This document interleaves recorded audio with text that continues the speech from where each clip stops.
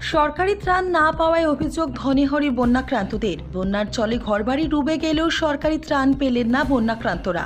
এমনই অভিযোগ উঠল সোনাইয়ের ধনেহরি প্রথম খণ্ডে। সাংবাদিকদের সামনে ক্ষোভ প্রকাশ করে বহু বানভাসীরা জানান, পরপর দুবার বন্যার কবলে তারা পড়লেও সরকারিভাবে কোনো ত্রাণ দেওয়া হয়নি।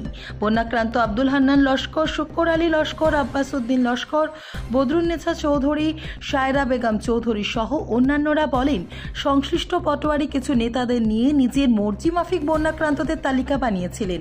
এতে প্রকৃতদের বঞ্চিত করা হয়েছে। সোনাবাড়িঘাট জিপির প্রাক্তন সভানেত্রী স্বামী শামসুল ইসলাম বড়ভূঁইয়া ক্ষোভ প্রকাশ করে বলেন, নিয়ম অনুযায়ী বন্যাক্রান্তদের ত্রাণ দেওয়া হচ্ছে না। বন্যার ফলে মানুষ নিজের ঘর বাড়ি সরঞ্জাম ও গরু বাছুর ছেড়ে অনেকেই ত্রাণ শিবিরে যাচ্ছেন না, কিন্তু মানবিকতার জন্য সংশ্লিষ্ট পটোয়ারি এদের ত্রাণ সামগ্রী দেননি। কিছু রাজনৈতিক নেতার মতে সরকারি কাজ করছেন পটোয়ারি। বন্যা দুর্গতদের শীঘ্রই ত্রাণ সামগ্রী না দিলে তিনি প্রতিবাদ করতে বাধ্য হবেন বলে হুঁশিয়ারি দেন। Bureau report, ANN 24। দেখা যায় গভর্নমেন্টের যে রিলিফ দেওয়া হয় সেই রিলিফ থেকে এই নির্যাতিত মানুষগুলা বঞ্চিত হয়েছে। তদুপরি আমাকে আমার সোনাবাড়িঘাট জিপির মানুষ অবগত করার পরও আমি জেলা প্রশাসনের দৃষ্টি আকর্ষণ করেছি এবং আমি স্থানীয় যে পাটোয়ারি আছেন উনার সঙ্গে যোগাযোগ করেছি। তা সত্ত্বেও আমরা কোনো উত্তর পাই নাই। তাই আজকে আমার এলাকার আবারও মানুষ সেই কথা নিয়ে আমার সাথে হাজির হয়েছেন এবং অভিযোগ করেছেন যে আজকে সুনাই সার্কেল অফিসের কেবাকাহারা পাটোয়ারি নিয়ে কয়েকজন লিডার নিয়ে উপস্থিত হয়ে দুই একটি ক্যাম্পে নিয়ে কিছু রিলিফ দেওয়া হয়েছে, কিন্তু ওদের গড় এখনো পানির নিচে আছে, কিন্তু ওরা কিন্তু একবারও এই তাদের দিকে তাকায় নাই।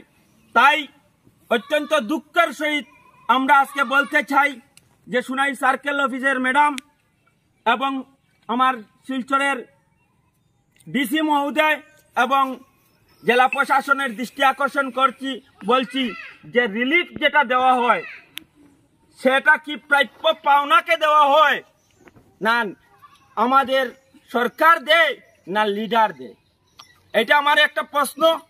এবং গভর্নমেন্ট যেটা গাইডলাইন দিছে আমি আসাম সরকারকে আমি ধন্যবাদ জানাই এবং সম্মানের সহিত আমি বলতে চাই যে যাদের ঘরে ব্যবস্থা করে যারা ঘরে থাকছে এরা নিশ্চয়ই ঘরের আবাসপত্র এবং তার পরিবার নিয়ে ঘরে থাকে, কারণ হচ্ছে ওদের রাত্রে চুরের ভয় আছে।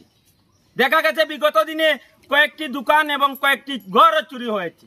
তাই ওরা নিজে কষ্ট করে ঘরে থাকার ব্যবস্থা করে দেয়। তাই কেন তাদেরকে ইন্টেনশনালি তারা কিরকম তারা এই রিলিফ থেকে বঞ্চিত করা হয়?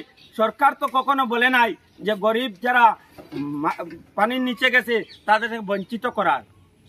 তাই আমি বলছি আজকে প্রিন্ট মিডিয়া এবং ইলেকট্রনিক মিডিয়ার মাধ্যমে দেশ সঠিকভাবে তদন্ত করে পুঙ্খানুপুঙ্খভাবে এই গরিব মেহনতি মানুষ যারা আজকে জলের নিচে আছে, এখন পর্যন্ত ঘর আছে, তাদেরকে রিলিফ দেওয়া হোক। আগামীকাল আমরা আমার সুনাই সার্কেল ম্যাডামকে আমি একটা মেমোরেন্ডাম দেব। আর আমি অভিযোগ করছি যে তাদেরকে অতি সত্বর তাদেরকে রিলিফ দেওয়া হোক, না হলে আমরা গণতান্ত্রিক পদ্ধতিতে আমরা বৃহত্তর আন্দোলন গড়ে তুলব। এবং আমার